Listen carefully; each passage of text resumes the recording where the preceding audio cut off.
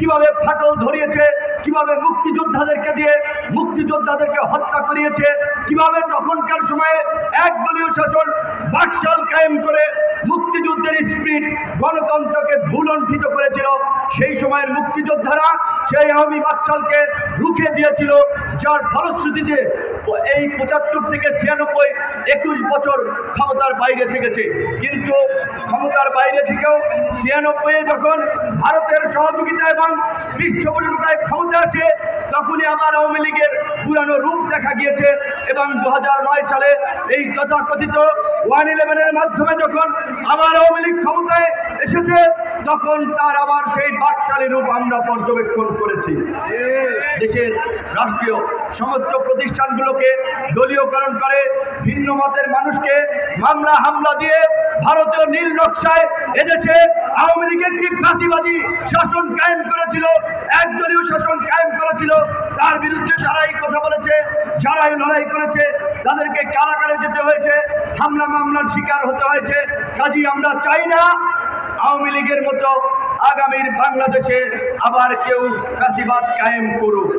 কিন্তু পরিষ্কারভাবেই আপনারাও জানেন, আমরাও জানি, আমরা দেখতে পাচ্ছি, নিশ্চয়ই আপনারাও দেখতে পাচ্ছেন, কোন রাজনৈতিক দলের বাড়াবাড়ি কর্মকাণ্ড আওয়ামী লীগের ফাঁসিবাদেরই প্রতিধ্বনি আমরা শুনতে পাচ্ছি।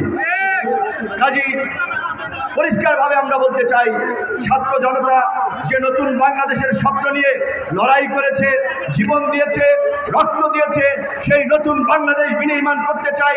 নতুন সামাজিক চুক্তি, নতুন রাজনীতি, নতুন নেতৃত্ব, পুরানোদের ব্যর্থতার জঞ্জাল অপসারণে নতুনদের রাজনীতিতে আগমনের কোনো বিকল্প নাই।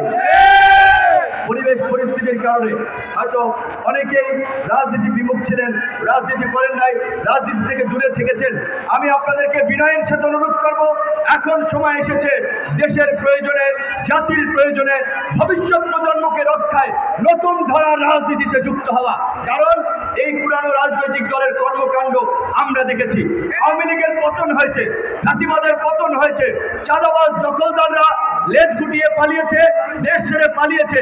কিন্তু নারায়ণগঞ্জের ফুটপাত বলেন, মিল ফ্যাক্টরিতে বলেন, দোকানপাট বলেন, বণিক সমিতি বলেন, সেখান থেকে কি চাঁদাবাজি বন্ধ হয়েছে? দখলদারি বন্ধ হয়েছে? শুধুমাত্র হাত বদল হয়েছে। কাজেই এই যে অন্তর্বর্তীকালীন সরকার ক্ষমতায় আছে, দেশের যে পরিস্থিতি, তাতে একটা অবাধ সুষ্ঠু নিরপেক্ষ নির্বাচনের পরিবেশ তৈরি করতে এবং নির্বাচনে যেতে হয়তো তাদের 2 বছরের মতো সময় লাগতে পারে। কিন্তু আমরা বলেছি 2 বছর লাগুক, আর 1 বছর লাগুক, আর 3 বছর লাগুক, রাষ্ট্র সংস্কার এবং নতুন বাংলাদেশের গন্তব্যে যাওয়ার জন্য যে কয় বছর সময় লাগে, আমরা অন্তর্বর্তীকালীন সরকারকে সেই কয় বছর সময় দেব।